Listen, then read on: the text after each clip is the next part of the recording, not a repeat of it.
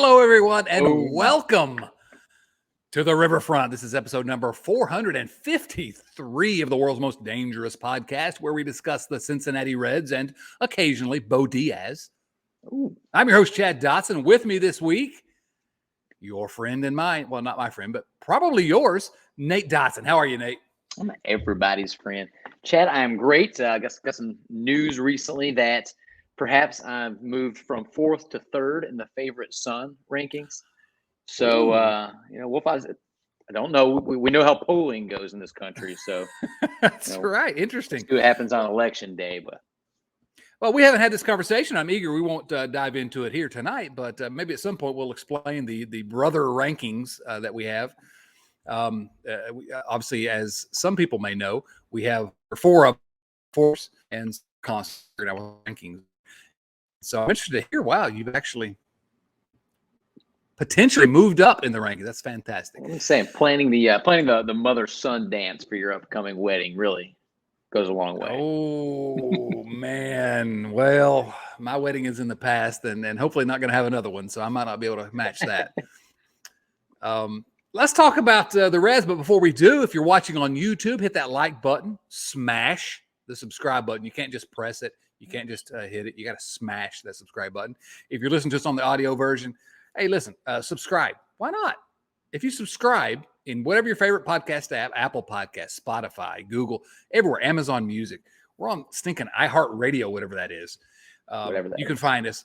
Subscribe, follow us, and you get this ridiculous banter delivered to you every single week. Nate, can we get into some news there?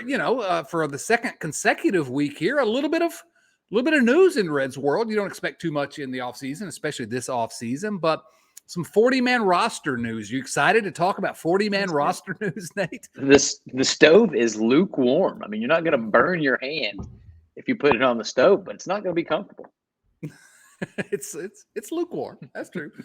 So let's talk about it. Obviously, the 40-man roster, this is a big deal because this week, on Tuesday of this week, and of course, we record this on Thursday. You're listening to it on Friday, I presume. On Tuesday, the teams had to basically finalize their 40-man roster because the Rule 5 draft is upcoming, and the Rule 5 draft, obviously, minor league free agents, teams can draft them. We'll talk about that more.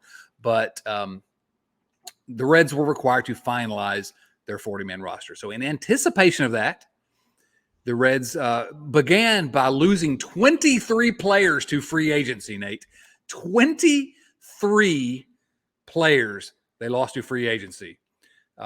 Does that freak you out? Our good buddy Doug Gray over at Red Leg Nation claims that every team loses about that many. So I take solace in that. I wish they could lose a few more, if I'm being honest. Yeah, really. Go for more. Two things. First of all, number one, don't you ever mention Doug Gray's name on this podcast again. Okay. Sorry. We love redlegnation.com, and we encourage you to go there every week or every day to check out what they're doing. But Doug Gray is dead to me. That's mostly just so I can find out if Doug's actually listening to these shows. That's the only reason I said that. So I'm going to call him on it. So the Reds lost 23 players, including Chucky Robinson, everyone's favorite catcher from this year. And a bunch of other guys that no one's ever heard of. Raynel Espinal, who played for the Reds shortly this year. Ronnie Dawson played for the Reds a little bit this year. I'm not sure any of the other ones actually played on the actual Reds team this year, but they elected free agency and minor league free agency, I should say, because they're not going to be on the 40-man roster. There's only one other name who I think is worth pointing out. It's one of my all-time favorite names in Cincinnati Reds history, Deck McGuire. Deck McGuire, PI. I mean, that's a classic 1950s film noir private investigator. Deck McGuire, PI. So I don't know if you have anything to add to that nonsense. I just kind of rambled about ridiculous names that are on our future obscure former Reds list. But if you do, go ahead. Do not think I wasn't going to bring up Deck McGuire. Does this mean that there's still a 50-50 shot these guys could be back with the Reds, or they're just out into the ether now and can go sign with whichever team wants them? I'd say 50-50 is probably fair, actually. You know, a lot of it's going to depend on whether they get any kind of better offers anywhere. These are guys who are going to look for an organization where, and these are minor leaguers looking for an organization where they have a shot.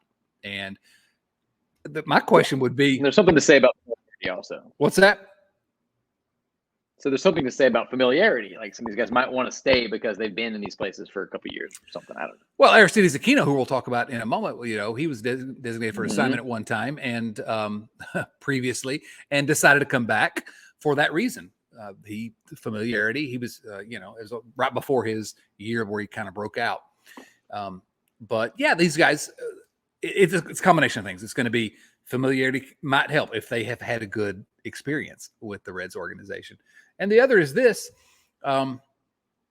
Their whole thing is going to be, where am I going to get a shot? Which organization can I get a shot with? And the fact of the matter is, not that we necessarily want any of these guys yet, because none of these guys are going to be future, you know, big leaguers for an extended period of time. But if you're looking for a place where the roster's wide open, come on down to Cincinnati.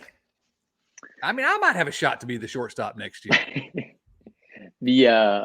The only name that really jumped out to me was Brandon Bailey, because he had a pretty good year in 2020 with Houston. Granted, weird year, of course.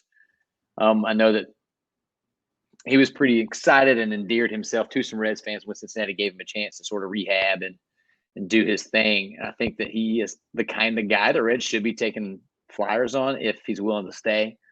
Other than that, there wasn't really a single name on there that struck me for anything. Maybe Christian Santana, just because he's like 11 years old, and that's probably Brandon Bailey's the one. I mean, and I would love to see him come back, and there's a chance that he will, because I mean, he's 28. He's gonna be 28, I think, this year, if I remember correctly. But still, he's a reliever, and he has a pretty live arm and had a pretty good minor league track record. So, but whatever, you know. I wouldn't put him on the 40-man roster right now, which is why he ends up being a free agent, because the Reds weren't going to put him on the 40-man roster. So it's the right decision. But I will be trying to get that back.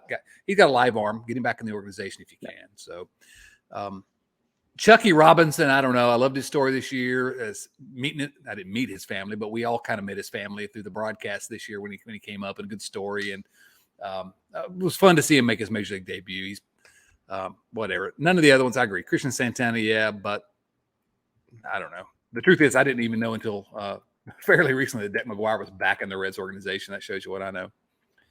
What about Juniel Queracuto? I refuse to get too excited about players whose name I can't pronounce. Exactly. Such as Adam Dunn. Because I remember there were about 6 years there where you called him Dune, Adam Dune, because you're such a big fan of that book. Are you sure it's not Adam Dune? I'm not actually. I've never talked to him. That's what I'm saying. Please ask him. We should ask him. All right. So anyway, that was the beginning of this 40-man roster, you know, shuffle, reshuffle. There was a time this week when the Reds were rumored.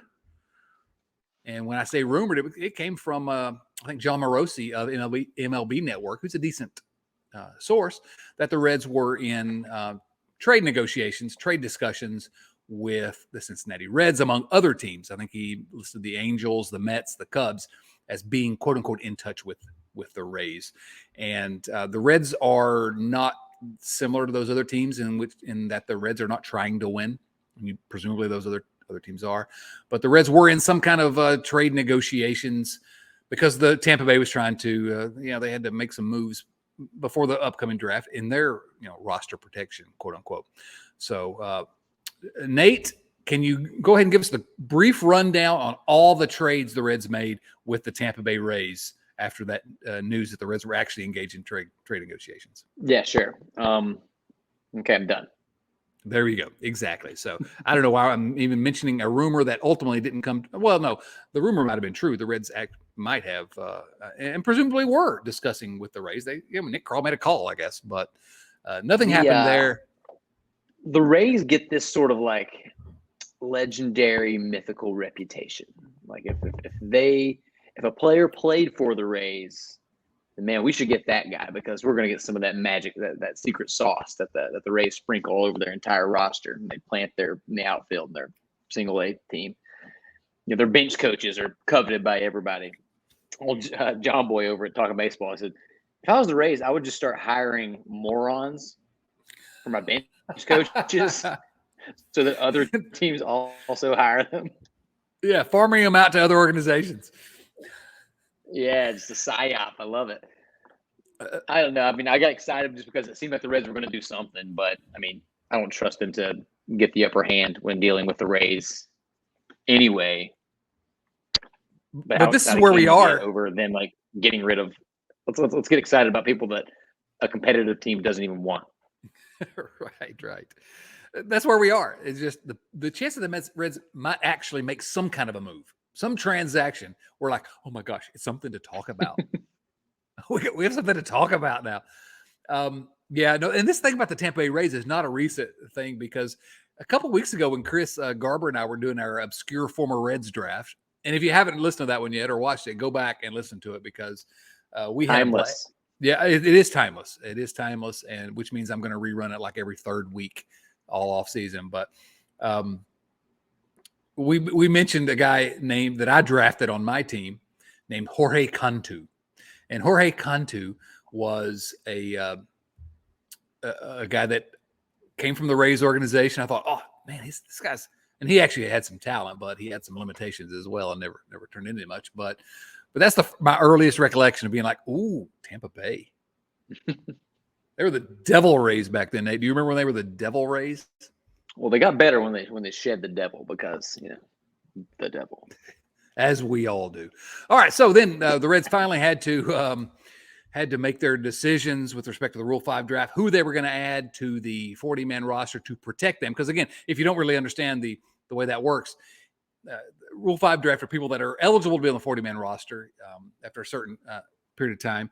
And then if you don't put them on your 40-man roster, other teams can draft these minor leaguers. So the Reds added 6 players to the 40-man roster, thus, again, protecting them from some other team selecting them. And not really very many surprises. The 2 big names, obviously, that were added were maybe the top 2 prospects, certainly 2 of the top 3 or 4 prospects in the Reds organization. Ellie De La Cruz, the GOAT, just we're going to spend at some point, we're going to have just a whole episode doing nothing but marveling over Ellie De La Cruz. Also, Noelvi Marte, who came over from the Seattle organization in the trades this year. So both those guys, huge prospects. Everyone, not just for Reds organization, everyone considers them to be big time prospects. The Reds added pitchers. Brandon Williams, again, also came over from Seattle. Levi Stout, and pretty much expected. And then a couple more pitchers, Ricky Karcher and Lyon Richardson. Now, Karcher, I don't know a ton about. I'm going to be honest with you. He's a reliever. He made it up to AAA this year. I think started in AA. Made it up to AAA. I looked into him once because I knew the name, but I didn't know much about him because I'm just telling you all know this. I don't pay attention until they become big leaguers because I don't trust any of those guys down there to become big leaguers. Now, Richardson, though, is a guy that I've seen pitch and love his arm. He had Tommy John surgery and so missed the entire season, but I saw one start of his, obviously, so I'm not a scout, but I was impressed. And so we'll see. Name like Lion. That's pretty cool. It's amazing. So before we get into who departed the 40-man roster, Nate, any thoughts about those guys? Just kind of Ricky Karcher, man. I'm sort of excited about that dude. I caught wind of him early last season, and something about the parallels between him and Ricky Wild Thing Vaughn kind of get my motor running. Really? He walked almost a battered inning, but he throws gas. I like having a nice wild card out of the pen. Yeah, sure, you're going to come to Cincinnati. You're probably going to take 2 out of 3 games in the series. But we got a guy that might accidentally throw one over the backstop. So that's fun. Hit the bull. No, that's a guy, though, that you want to keep around because that's a lottery ticket. That's an arm, yeah. If you can tame the beast, then he could be a real piece out of the bullpen. Yeah, can Derek Johnson do that? Reds pitching coach Derek Johnson, and yeah, it's every team's got these crazy guys. It's typical. Every October, I watch the playoffs, and I don't watch the Reds, but I watch other teams, and every team's got 4 guys that throws 100 miles an hour that you've never heard of in your life. And that's going to be Karcher for the Reds on the next great Reds team. The rest of that, not really that surprising. Maybe Richardson, I guess, but he's got a good enough pedigree that I'm not surprised he was added. So the Reds dropped some players because obviously you only get, Nate, you may not know this. I want to, and if you don't know this, just be honest about it. Did you realize that on the 40-man roster, you're only allowed to have 40 men on the roster?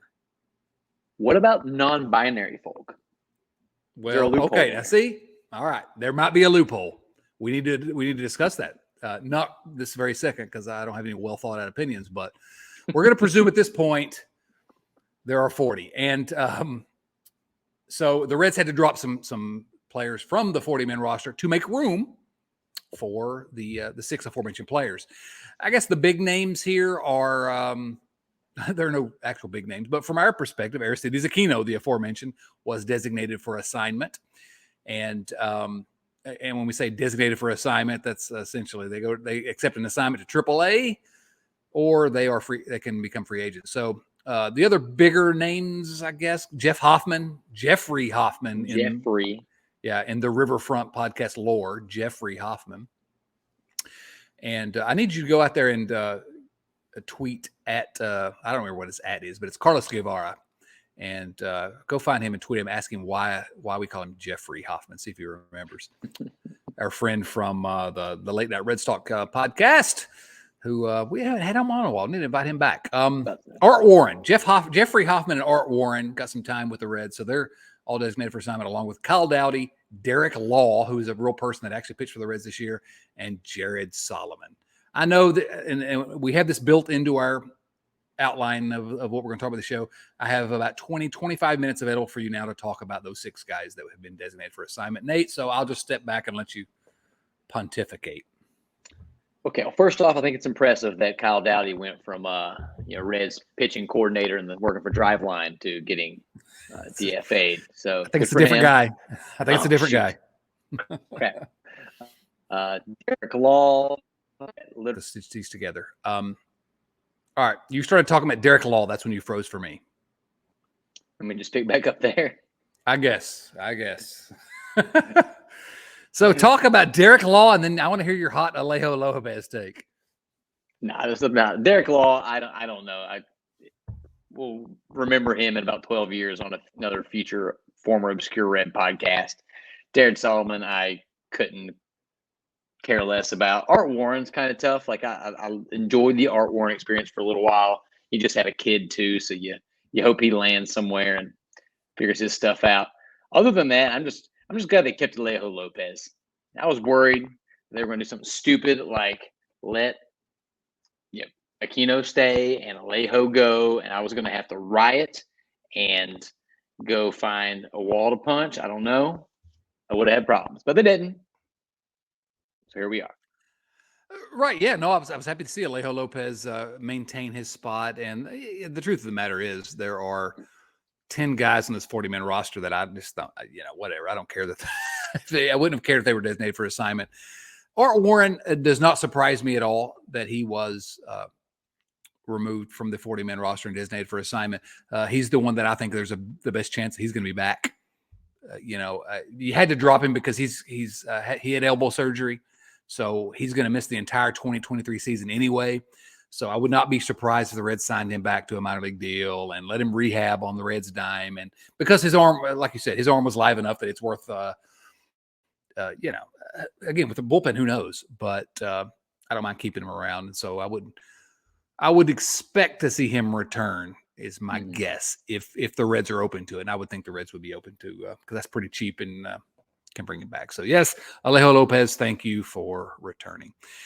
Nate, we got 20 more minutes for you to talk about Aristides Aquino and Jared Solomon. I can talk about Aquino for 20 minutes. I can go on hateful rants about Aquino. Stay gone, bro. Come on. I am worried that he is going to be right back and starting in the outfield for your 2023 Cincinnati Reds. I don't care that he had a 1.4 WAR. I don't believe it. His arm was not that impactful. No, I'm done with the Aquino experience. I am tired of being punished by the Punisher. My eyes are the ones that said what's being punished here. It's no good, no bueno. I'm out. Oh man, ouch. Ouch. How dare you? Aristides, I mean, you're right. You're correct in every respect, but still, why would you say that out loud? He's a seems like a nice guy. I don't know with Aristides Aquino. Two things. Number one, I've never seen an outfielder whose entire value was his arm. Well, not just his arm. He's athletic, but his defense. And 1.4 wins above replacement is unbelievable for a guy that hit, 0.42. Yeah. So he does have real value defensively. I don't know how do you quantify that, and I agree. I question that number, but man, I mean, the guy just can't hit. He's not going to hit on the big league level. He did for 1 month, and it was a fun month, and I'll remember it forever. And when we do the update to the Big 50, maybe we'll add a chapter on Aristides Aquino's glorious August. It's gross. But here's what I have to say. Aristides Aquino will start in right field for the Cincinnati Reds at some point in 2023. That's my prediction. And so whoever is following these predictions at our patreon.com/riverfrontcincy, just write that one down, that on today's date I said that he will, because I think he's going to be back. Because where else is he? Where are you going to go, Aristides? Oh, no. Sorry. All right, Nate, are you ready to move on? Please. Are you desperately? Yes. Okay. So a couple of other items from the news this week. Some gambling news. Our old friend Yasiel Puig. Yasiel Puig was evidently involved in illegal sports betting. This happened when he was actually a member of the Cincinnati Reds in 2019. So the Department of Justice tells us that Yasiel Puig has, here we are. He's agreed to plead guilty to a federal charge for lying to federal law enforcement officials about bets on sporting events that he placed with an illegal gambling operation, according to court documents unsealed this week. Yasiel Puig, who he wasn't great for the Reds, but we had a good time with him. Yasiel Puig. Now, Nate, I guess I probably should have read the story a little closer, but my understanding is that Puig was betting on Tommy Pham's fantasy football league. I don't know if that's true, but I haven't confirmed those sources, but my little birdies are saying that was the case. It did seem that he was not betting on baseball at all, which I found interesting. It was all like specifically went out of their way to say it was other sports. I just don't care. Like, this is where our tax dollars are going, to see if Yasiel Puig's lying to people about gambling. Who cares? Let him go wild card like Charlie Kelly and Always Sunny. I love it. I'll say, I don't care. I agree. I would say do not lie to federal investigators, because FBI agents, they're dicks. And I'm gonna have to cut that out, because that's gonna. I need to cut. I'm sorry. I love you, Federal Bureau of Investigation. Do not lie to federal investigators. That's the first thing, which is what he's charged with. The other thing about illegal gambling operations is get out of here. Get off my lawn. And that's not the right term, but who cares? I do not care if Yasiel Puig, as a Cincinnati Red, is gambling on some other sport. How can we have this outrage when baseball's partnered with DraftKings or whoever, they're partnered with for gambling? Get out of here. I don't care. But anyway, Yasiel Puig, sorry. He's going to have to do 40 years in a federal penitentiary, I think is what we're expecting. 40 years. No, not. So, Nate, but what about gambling on baseball? Would that be worse? In theory, it would be worse. It would certainly be punished more severely by those in the game, it seems. Well, Puig's playing in Korea, so they can't do anything to him. He's untouchable. But there was some more news this week about someone who did bet on baseball. Nate, do we have a clip here that might preview this section of the podcast we're going to talk about? I don't know. Maybe we have a video clip. Do you see one over there? And maybe that you can drop into our I'm not sure what you're talking about. I tell you. Well, That's what I love about these high school girls, man. I get older, they stay the same age. Yes, they do. Yes, they do. Yes, they do. Pete Rose. We're talking about Pete Rose. Oh, mercy. Nate, how dare you? How dare you? Pete Get Rose outta is a here. Cincinnati legend. He can be a lot of things at once. He's the hit king. Just ask him. He'll tell you. He's the hit king. Pete Rose. Back in the news. Pete Rose wrote a letter to Major League Baseball, specifically to Major League Baseball Commissioner Rob Manfred. We have a story here where Rob Manfred's not the biggest moron in the story, which is that's a Hall of Fame level accomplishment on Rose's behalf as well. Now, Pete Rose apologized for his the gambling scandal. Evidently, the letter was published by TMZ this week, and apologizing essentially. I'm sorry, despite my many mistakes, I'm so proud of what I accomplished as a baseball player. Is what he wrote. I am the hit king. First of all, okay, look. Can you imagine writing these words? I'm the hit king.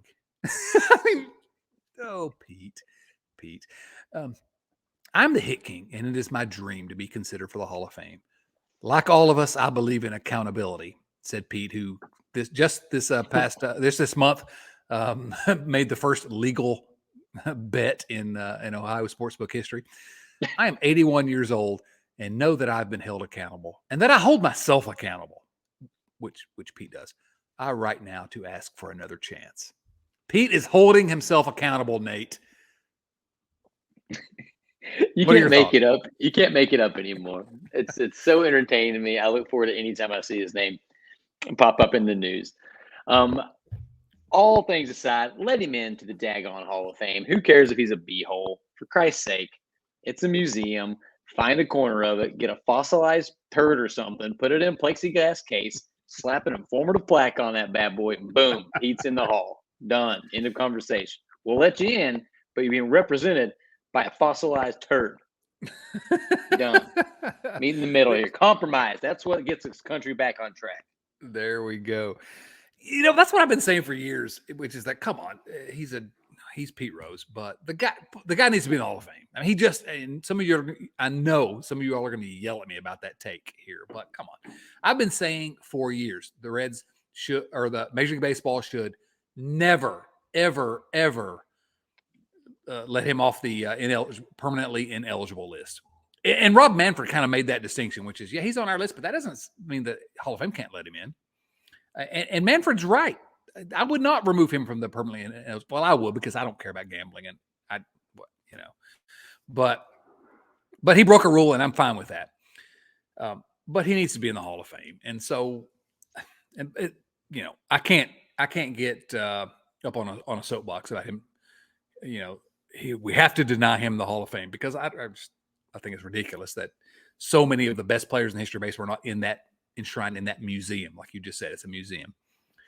But I've had that position for years. Keep him banned, but let him in the Hall of Fame. But every single time that guy opens his mouth, he makes a jackass of himself. And how do you defend that guy? I'm not going to get into the stuff. That's what I like about those high school girls.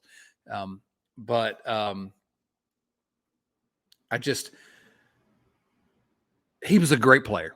Was he the hit king? Whatever. Was he the greatest player in baseball history? No. Was he the greatest player in Reds history? No. Was he a Hall of Fame level player?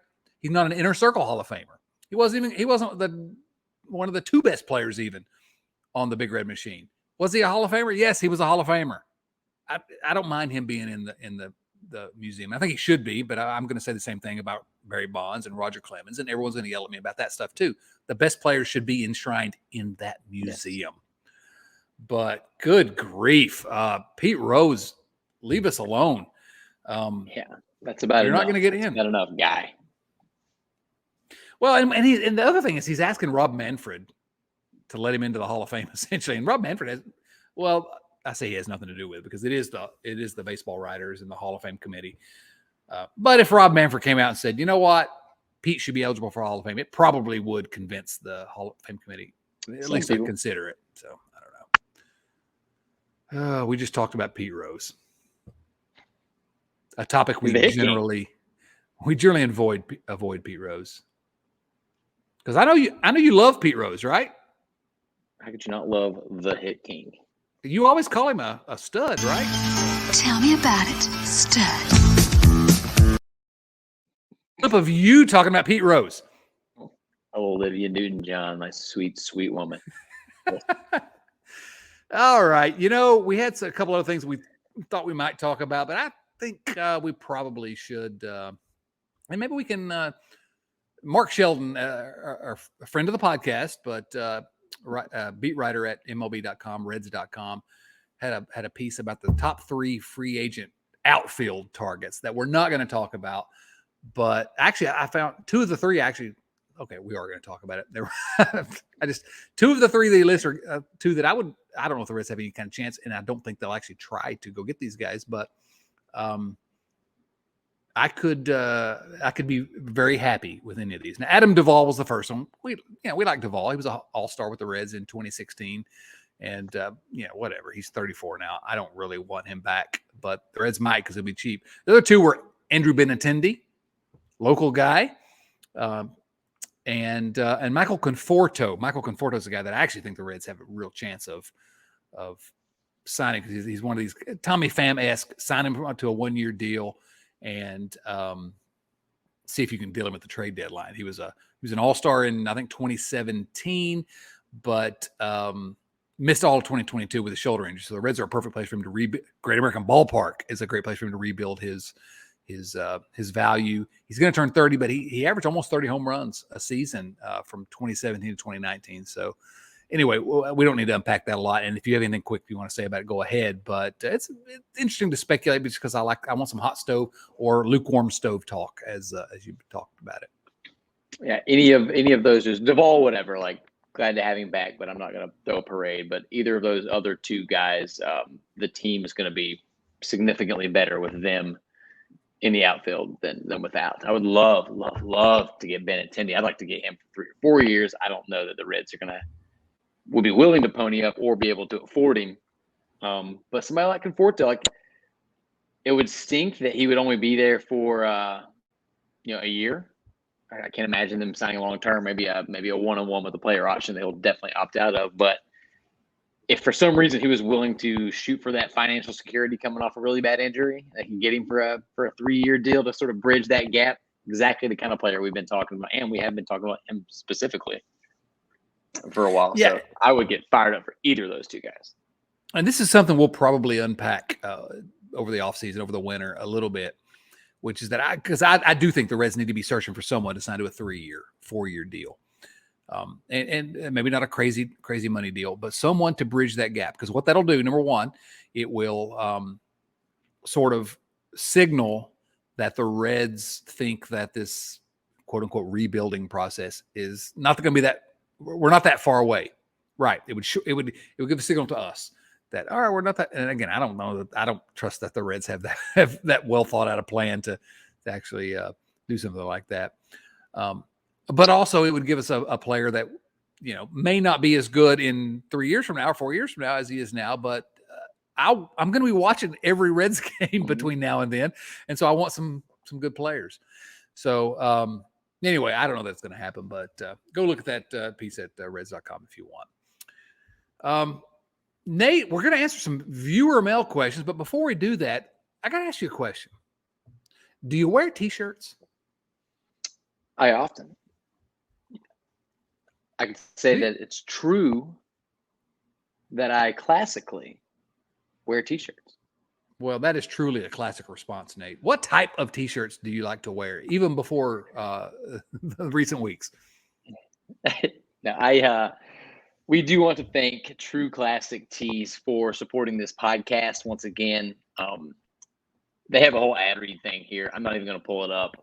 I am literally wearing one right now. I almost always do. No lie whatsoever. Literally 6 hours ago, I bought 9 more because you can get them like 3-packs, 5-packs, 9-packs. They had a massive sale going on. So I just picked up 9 more to get me through next spring. True Classic tees, they fit tight around your guns. So even if you don't have guns, they make you look like you have guns. They're a little bit loose around the belly, so the dad bod can still look good. I've got some friends to buy them. Their wives have, seriously, no lie, texted me to say thank you. My slob of a husband looks good in public. That's a direct quote. I love so, it. True Classic tees, we are very, very thankful to, sort of be cooperating with them a little bit. If you too want to give them a shot, you can use the promo code Riverfront, one word, at checkout for 25% off. Yeah, and I would encourage you to do that because they are supporting us, and I've been doing this show since 2007, and I have long been resistant to advertising. And just because I love the family, that's the community that's grown up around this, and I just didn't want to kind of bog us down with advertising.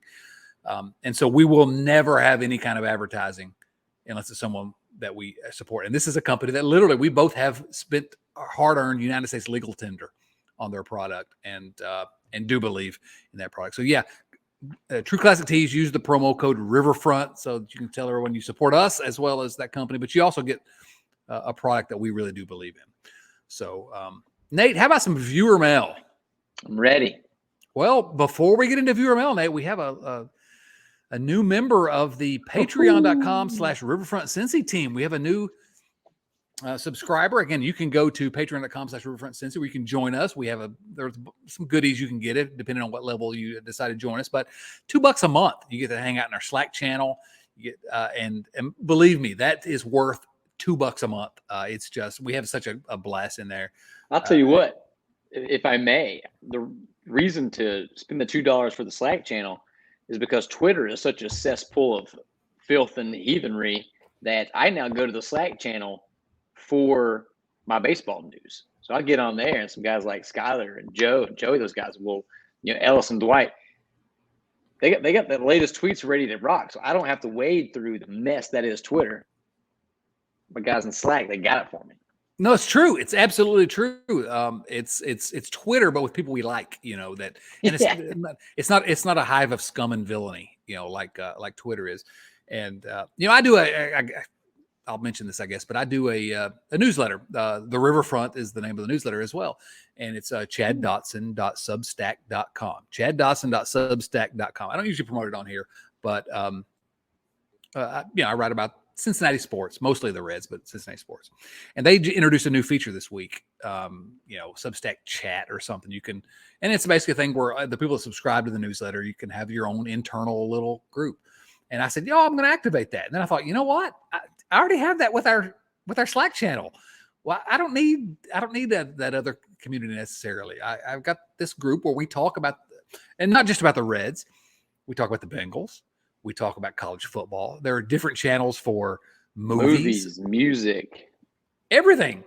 College football. We have a separate from college football now. Soccer. That's me. I'm on the soccer one. There's one just called random, and let me tell you, it gets weird. It doesn't get that weird. So it gets random. So $2 a month. It's actually if you do a year subscription, you get a discount. So it's less than $2 a month. And come on, you can afford a couple bucks a month. And if you want to go higher, you can. That's fine. But we do have a good time. That was a pretty good ad read for our Patreon crowd that we didn't even plan, Nate. Patreon should sponsor this podcast. Patreon should sponsor that podcast. If you join at a certain level, however, you get to join our beer league softball team. And we have a new member of our beer league softball team. I'm going to thank him on the podcast now. It's Chris Barrett. Chris jumped onto Slack this week after we sent out the invitation and introduced himself. And I think he'll tell you he got a very warm reception because we say the Riverfront family, but there's no drama there, man. We just have fun. We just hang out and talk. And so Chris, really thank you so much for joining us. And as is tradition, when you join and you get a position on the beer league softball team. Now, I have in my mind, I know exactly what position Chris is playing on our beer league softball team, Nate, but I'm gonna drop it on you. I'm gonna see if you agree with me. I'm gonna put you on the spot. What position does Chris Barrett play on our Riverfront Cincy beer league softball team? I've been vacillating between two. And I'm going with one for the same reason I usually do, because my initial reaction was pitcher. I don't know if it's because of Chris Bassett. Names are similar for the Mets. Then I'm like, who wants to be the pitcher on a slow pitch beer league softball team? Exactly. Nobody. No. Chris is better than that. So I've got Chris being a power hitting, not necessarily homers, a lot of doubles, living in the gaps, third baseman. Ooh, third base. Well, we're going to have to argue this one out because what I have is Utility man. He's versatile. I love it. he's a catcher. I have him as a catcher. I'm similar to you. I think he's he plays in the gaps, so a lot of extra base hits, but not necessarily great home run power. But he's a left-handed hitter. Obviously, he's a catcher, so he throws right. But he's a lefty hitting catcher, and competent enough with the bat that you got to play him 70% of the games. So maybe not quite Tyler Stevenson level, but maybe just a dash below. But Chris, let me tell you something. Saying you're almost as good as Tyler Stevenson is a great compliment. So he's never said that about me, and I'm his own brother. That's true, and you actually have played some catcher back in your day. So what are we going to go with? Catcher or third base? We have to make a decision. Let's go with catcher. I think you gave that impassioned argument. I can't push back on it. You see, the thing is, He can over all play a these little bit of years, both. He can play a little bit of both. well, you know what? Like Johnny Bench, we can put him at third base, and then maybe Wayne Krenchicki will start over him one day. But I do appreciate that over all these years of Nate being my brother, he's understood that sometimes you just have to defer to the older brother, or he will, beat on you or something. I don't know. Whatever we used to do. The defense rests, Your Honor. Oh, let it be said that I'm not the older brother that used to beat on you. And that's another discussion to be had at our next holiday get together. So anyway, Chris, listen, thank you so much. I really do appreciate the fact that you joined us this week and that you've joined the Slack conversation. Thank you so much. First question this week from our viewer mail team is from Hooper Powell. Hooper, first of all, I'm a little upset about this question, but I'm going to go ahead and we're going to hit it right off the top because Hooper says this. Seeing that it's No Shave November, who are your top 3 beards / facial hair in Reds history? Here's why I'm upset with Hooper. Each of the preceding 2 weeks, I've made a point to point out it was No Shave November here at the Riverfront because I was growing it out. You're sporting it. Well, I shaved. If you're not watching on YouTube, you don't know that, but I'm admitting to you, the audio listener, that I have shaved. I did not survive No Shave November, and I have a good reason for that, which we can get into if we want to. But I'm going to ask you, Nate, top 3 beards, facial hair in Reds history. I'm going to name the first one, and then I'm going to ask you for yours if you agree or disagree, and then who you got. First one, this is definitely not on your list. 100% not on your list, Nate. King Kelly. Ooh. King Kelly. He played pre-1900. He played on one team in which he had teammates named Buttercup Dickerson and Chubb Sullivan. Get out of here. Yeah. That's the best thing I've heard in weeks. King Kelly performed vaudeville in the offseason. There's a rumor that he inspired the classic Casey at the Bat poem. King Kelly, go look him up. Incredible stash. So, Nate, agree or disagree, but who else do you have? I'm going with the man, the myth, the legend, Corky Miller. Got to be Corky. Those rad handlebars, who once said in a Reddit AMA that he doesn't have a problem with beards, and I quote, "Not everyone is destined for greatness." Okay. All right. That's 100% true. That's amazing. That is incredible. Corky Miller, I've never seen a guy create an actual career having a mustache. More power to him. So the third one, it's the big question. One person I thought here was actually Joey Votto. Because Votto grew out that beard this year, and it was pretty special. Mm-hmm. Looking good. Here's where I'm going to go, and you can tell me whether you have someone else that would add to the list. But I think I have to go with Greg Vaughn. And here's the reason why. The Reds actually had a ban on facial hair for many, many, many years until 1999. Greg Vaughn joins the team and basically says, I'm not shaving my goatee. Change your rule. And the Reds changed their the rule against facial hair. So I think, given how important that was to Reds history and how great that 1999 team was, I'm going to go with Greg Vaughn. Who else do you have? Oh man, that's a fantastic call. I want to give at least a shout out to George Foster's sideburns. Thank you. Yes. Those chops were legendary. Recent Reds, we got to talk about Jake Fraley. Oh, Rocking yes, that definitely. red caveman mess.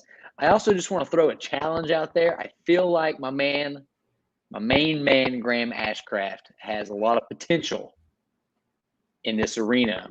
And I'm excited about what the future holds for Graham's beard game. I don't know why it is, but if there were, that's funny that you mentioned that, because I've never thought about this ever in my life, and I never will think about it again. But if I had to pick one guy on the current Reds who really needs to grow a big, crazy, long beard, it's Graham Ashcraft. I don't know why that is. There's something about the way he looks that he would just be more intimidating. So there we go. All right, good question. Not a good question, Hooper, but Great question. Great Hey, question. what? No, don't listen. Don't encourage Hooper. Hooper's been with us a while, and I'm trying to convince him to leave the family. We have to get rid of Hooper. Not true. Not true. Met Hooper in person, I think, for the first time was in Columbus at a book signing, and a really good guy and a great name. I'm glad he's still with the team. Next viewer mail question comes from Kyle Kapler. Now, Kyle is doing something interesting here, Nate. Kyle he asks questions occasionally. Kyle's a friend of the show, and his questions are generally really good. He's also a pretty good follow on the tweeters. Very good follow on the tweeters. Yeah. And here's what I like about Kyle. He does not always agree with the dumb things I say, which means he's the smart one, but yet he's who cares, right? He thinks I've been too extreme on certain things, and he's 100% correct. Yeah, can't imagine where you got that take. Yeah, I know, right? So Kyle, we love you, and I appreciate that. But anyway, he's doing something. He's repeating a question. He's making sure he really understood our answer on a previous viewer mail question. So I love it, Kyle. Thank you. Just so I'm clear, he says, to revisit my question from last week, the Reds are literally going to do nothing this offseason, correct? 2 weeks ago, you said to expect a quote-unquote spooky offseason. Just making sure I understood that correctly. He's asking for clarification on a previous viewer mail question. This is the relationship we have with our viewers. Let me say this. No, the Reds are literally going to do nothing. I do not think that's true. They are going to do some things. They fired like 23 dudes a couple of days ago. It was great. Exactly. But they're not going to do anything that's going to make you happy, Kyle. I'm sorry. That's exactly what I was going to say. They'll do something. I don't know, though. I had the last day or two, I've been starting to get some weird vibes. Maybe the hot stove is burning first inside of me, but I've been getting like a weird sort of gut feeling that they're going to do something that surprises all of us. I don't know what it's going to be. I don't know if it's going to be a good surprise or a bad surprise, but just one of those, like when your kneecap starts hurting, you know it's going to rain. I'm feeling something. And I don't care if it's a good something or a bad something. I just want something interesting. At this point, we expect them to be bad, so just at least be interesting. Give us a reason for an emergency podcast. Come on. Oh, please. Yes. Next question comes from our buddy Joey Gaditza. Joey, of course, is from the land up north, Canada. Joey says this: I went back and watched the infamous "Where You Gonna Go" clip. First of all, Joe, why? Why? So anyway, Joey says, "Is everything okay, Joey? Do we need to send somebody up there to check on you? The passport, valid passport."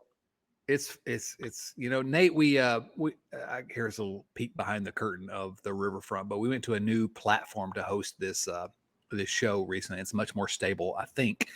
But we uploaded some videos to show, and you saw the one earlier, or a couple of them earlier, the Olivia Newton-John and the Pete Rose high school girls. But we did not reload the Phil Castellini clip because I don't want to relive that. So Joey, I don't know what you're doing. So Joey says, Phil is indeed one of the slimiest creepazoids I've ever seen. Am I wrong? No, you're not wrong. No. I mean, truer words have never been spoken. Is that the easiest viewer mail question in the history of this program? I think so. I just said program like it's 1956 and we're on NBC. Yeah. Coming up next, the Honeymooners. That's a deep cut just for my buddy Bill Lack.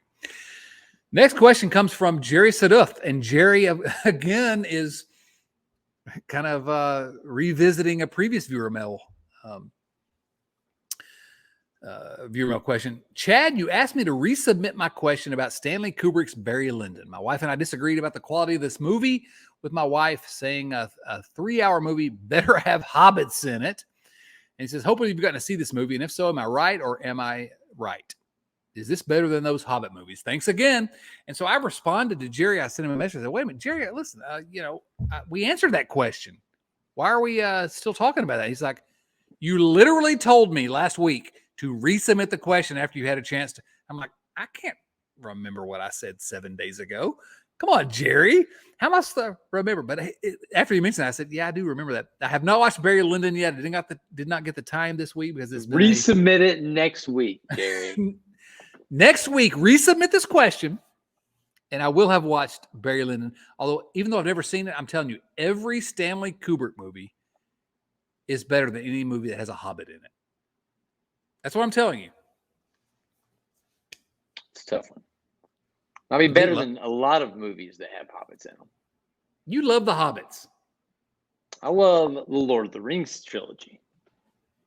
The Hobbit trilogy should not have been a trilogy at all. It should have been one long good movie instead of 3 long bad ones. Okay, well, I'm not watching any of those, but I've only seen the first Lord of the Rings, as I said. It's got your main man from Sherlock.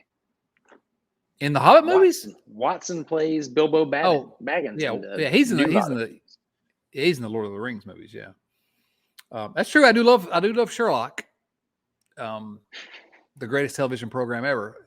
There are no hobbits in Sherlock, and I've actually read all the Sherlock Holmes novels and stories. No hobbits. Speaking of hobbits, do you see that Willow 2 is coming out? I did not see that. Like I got a Willow TV show, I think. Pretty exciting. Interesting. Well, I'm not going to watch it, but I have fun. Mad Mardigan is. I don't think Val Kilmer's coming back. Oh, that's unfortunate. That's unfortunate. Here's what I'm going to try to do. We have a holiday week coming up. Thanksgiving is what they call it here in the States. And I'm sorry, Joey. I don't know what y'all do up there. Y'all celebrate. They have a Canadian Thanksgiving. It's just like a few weeks ago. Right. And we have a UK friend. And, they're like celebrating Boxing Day or something kind of. Actually, that's later on. But they have crazy holidays. So I'm not going to we are an international family. But we do have Thanksgiving coming up here in the States. And I'm gonna try to watch the Lord of the Rings, the last 2 that I haven't seen yet. But I'm giving priority to Barry Lyndon. Because I got to get back to Jerry. There's so many hours in a day. Yeah, there are only so many. That's true. I'm not watching the Hobbit TV show that's out now. I am watching the Dragon show. I watched that. It was good. It's not bad. It's not bad. Great, but it was good. Very good. It's worth watching. And for me to say that's something. I don't know. I'm trying to think what movies I've seen recently. Tar. I saw Tar. Well, I'm going to go see maybe this weekend. Definitely this weekend. I'm going to go see the Black Panther, new Black Panther movie. Go see that. That'd be good. Yeah. Oh, it's supposed to be good. I don't know, but I went through Andor. Thought that was fantastic. You mentioned that in our brothers group chat earlier today that you've been watching that, and literally everyone that I see. Again, you all, if you've listened for a while, I don't watch that much TV, so don't take my advice. Take it with a grain of salt. But man, everybody that I trust says Andor is great. Yeah, is it? If the Star Wars universe had never happened and this was just a standalone TV show, it would be must-watch TV, prestige TV. Really? Well, I guess that's probably why it's so good. The Star Wars IP has not been knocking it out of the park lately. Not even just lately. I like some Star Wars movies, but man, that whole franchise is mostly garbage as it turns out. At this point, yeah. Well, not just at this point necessarily. I mean, A New Hope and we've gotten off the rails here. Sorry. A New Hope, and we're going to keep this one to 30 minutes tonight, by the way. this episode. A New Hope and Empire Strikes Back were great. And then when was the next great one? Listen, Return of the Jedi was like looking back at it, sure, not a great movie. But for that time, and when you're a kid, like time and a place, man. Like it wasn't a great cinematic masterpiece. It's not gonna, be on any top movies of all time list. But when you were 9 years old and your older brother sits you down to watch the Star Wars trilogy, you think you're not getting fired up for them Ewoks going nuts, just tripping dudes, beating them with sticks on a random forest moon? Somehow I got Spoiler the blame. alert, it was I got the blame awesome. for that somehow just now. I caught It a wasn't even stray. blame. It was credit. It was credit. It's an objectively bad film, but from a viewing experience as a child, fantastic. Oh, Nate's an Ewok truther. Somebody brought it to my attention the other day. Like, how are you going to try to hide this kid all the way across the universe and let him keep his same last name? What? Yeah, and it's Skywalker. It's super unique, famous name. Yeah, call him Smith. Yeah. Oh, anyway, well, that's for our movie podcast that's coming up, Nate. I've done some research. I've been putting together a list of potential topics for a movie podcast. We're getting closer. Juicy. There we go. All right, let's get back. We got a couple more of our viewer mail questions we got to get through. I thought this was going to be a short one, but unfortunately it wasn't. And it's never short when we have rude. when we have a question from Rich Thompson. It's never short because Rich has a long history, and I poke fun at him, and I hope he knows it's fun. I do know it's fun. Rich is a great guy. I love him. But he likes words. Rich says this, gentlemen, I think it's safe to say that the Reds have some serious holes organizationally regarding to a lack of outfield depth, both of the Major League Baseball and minor league levels. However, the Reds are ripe with shortstop prospects at the minor levels with the likes of Ellie De La Cruz, Noelvi Marte, Edwin Arroyo, and Matt McClain. He did not mention Kyle Farmer. Not a prospect anymore, but still the GOAT. With that said, I propose that Nick Krall make a crawl call to the Nationals, who on paper are lacking depth of shortstops, but do offer a cornucopia of outfield prospects, such as James Yasiel, Elijah Green. Elijah Green, I think, was in one of those Hobbit movies. And James Wood. Elijah Green, James Wood. Wait a minute. Anyway, let's make a deal. What say you to this idea? Which of the Nationals outfield prospects would you like to see Krall haul in from such a trade? And which Reds shortstop prospects would you be willing to flip to make such a trade happen? P.S. Would you include Nick Senzel to potentially sweeten such a deal? Let me say this, that obviously Robert Yasiel III is the Nationals sort of presumptive number one prospect. Elijah Green, number two. James Wood, number three. I would take any of them.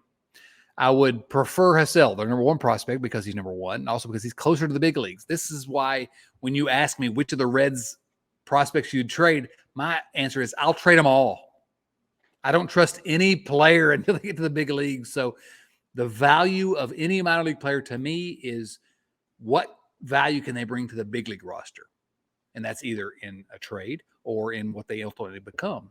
So I would trade any of the Reds prospects for Yasiel probably. Green or Wood, maybe not. I don't know, maybe not as much because, Green, I think, was in rookie level this past. He's 18 years old. Wood is 20 years old. They're further away. But that's my answer to that question. I'd trade any of them. I don't care. If you can get somebody that's going to help the Reds, bring them in. Would you include Nick Senzel? I'm not going to answer that question. I'm going to take the fifth because I'm a Nick Senzel truther. I'm not objective when it comes to Nick Senzel, which I have been very clear about here on the show. You understand my biases. Sure. So, Nate, you have an answer to that one? Yeah, I went a different direction. You talked about guys that can make an impact in the Reds in the future. And I think that guy is, I believe he was their number 10 prospect, Jeremy De La Rosa. Because I think the marketing opportunities with La Rosa's Pizza and Jeremy De La Rosa are just too good to pass up. And then you could have a combo, say Ellie De La Cruz, move to the outfield, and you get a De La Cruz, De La Rosa tandem in the outfield. It's too, I don't know how make it happen. Nick Krall, I will take back everything bad I've ever said about you. It's glorious. It's glorious. This is why I need to let Nate answer these questions, and I just need to shut my Stupid mouth up. That's amazing. I love it. All right, last question comes from Seth Shaner. Seth, a longtime friend of the show, who asked our question about high school football last week that we talked about it, but he submitted it 2 weeks ago when Garber was supposed to be here. Chris's question relates back to that one. Well, Olentangy Liberty. Am I pronouncing that correctly? Olentangy Liberty. I mean, I know. No idea. Yeah, I mean, with my Olentangy. with my Olentangy accent, Liberté. Still alive in the OHSAA football playoffs. Chris Garber, friend of the show and author of The Big 50. Chris Garber and his brood will freeze their tookuses off. First of all, Seth, I don't know. I'm not sure that's how you spell tookus, but kudos. I wouldn't know how to spell it, and you made a good effort. I'm not sure it's not correct. Yeah, it probably is correct. I've never seen it spelled, and I appreciate that I got a chance to say tookus. Chris Garber and his brood will freeze their tookuses off in the stands at the regional final while I'll be in the warm press box calling the game on 98.5 WINF. Also available on the TuneIn app. So, okay, two things. First of all, the Riverfront's on the TuneIn app. Follow us or whatever you do there. Also, go listen to Seth Friday night. Listen to the Ohio State football playoffs on WINF, the TuneIn app. So anyway, here's who Olentangy Liberté are playing Springfield, which begs the question, which Simpsons character would be the best choice for a halftime motivational speech? Which Simpsons character would be the best for a halftime motivational speech? I just want to apologize to Seth that I am here and not Garber, because you and him would have a good 20-minute conversation about this. We have some Simpsons conversations. Do you have a thought before I give my My gut reaction was Barney. Barney Gumble? Surely not. I'm That going guy makes me laugh.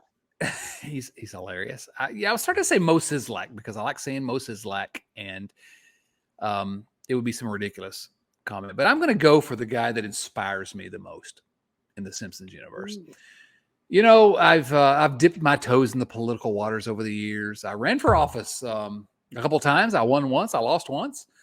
I would never run for political office again. But the politician who inspires me the most is Mayor Joe Quimby.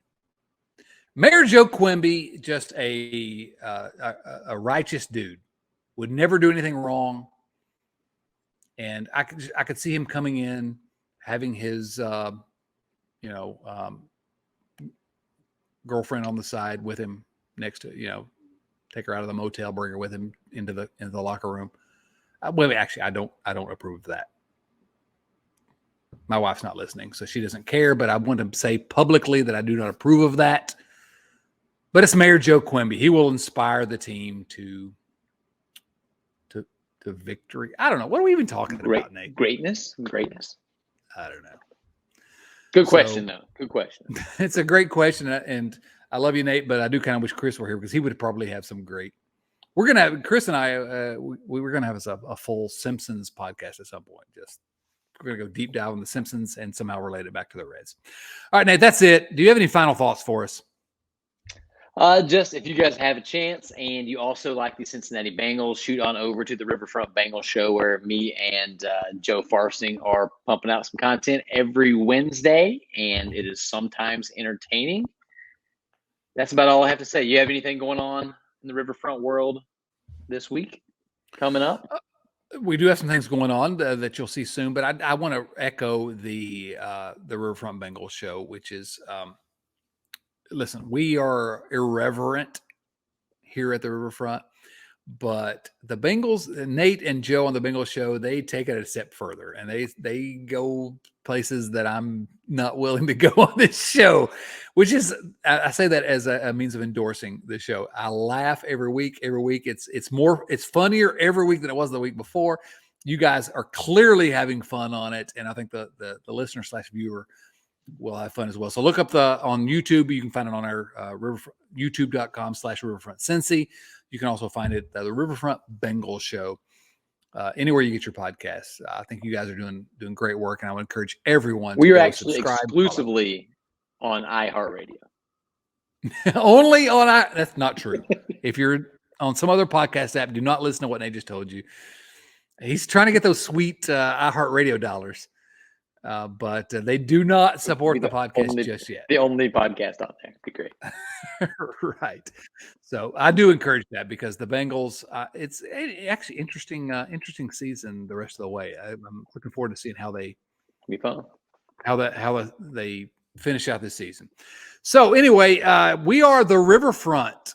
Thank you to everyone, all of you, for listening, supporting the Riverfront. Please remember, as I said, to subscribe to the show either on YouTube or in your favorite podcast app. The vast majority of you all are listening on audio, and that's great. It's wonderful. Keep doing that. Tell your friends about us. If you want to come onto YouTube, we're there, and we're happy for you to look at our face. But one way or the other, tell your friends about it. That's the way to grow podcasts. If you like us, talk about us. If you don't like us, talk about us. No, keep your mouth shut. No. Come on, Nate. I don't want people saying bad things. You can find us on Twitter, Instagram, Facebook. We're at Riverfront Cincy. That's at Riverfront Cincy on all those platforms. And again, a huge thank you to our supporters at patreon.com/Riverfront Cincy. This show literally would not be possible without the support of our Patreon family. And I mean that literally. We'd love for you to join in our hijinks over there. Just go to patreon.com/Riverfront Cincy. Easy for me to say. Click the link in the show notes, maybe if you don't want to like type in a URL. We'll have that link down there. You can join the family. Nate, this was fun, buddy. Always is. Thanks for having me. For Nate Dotson and Bo Diaz, this is Chad Dotson saying, so long, everyone.